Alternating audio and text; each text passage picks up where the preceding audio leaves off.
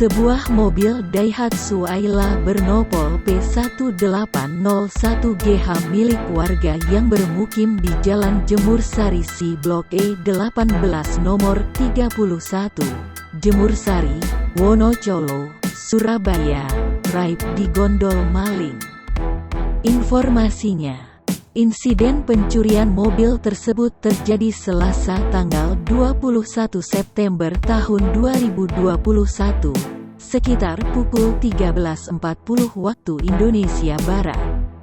Kamera CCTV yang terpasang di area parkir rumah tersebut berhasil merekam aksi pencurian tersebut.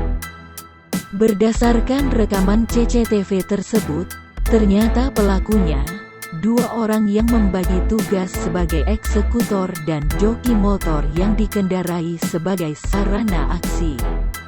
Perwakilan pihak korban Yosua mengungkapkan, korban atau si pemilik mobil yang raib itu merupakan bos di perusahaan tempatnya bekerja, bernama Mike.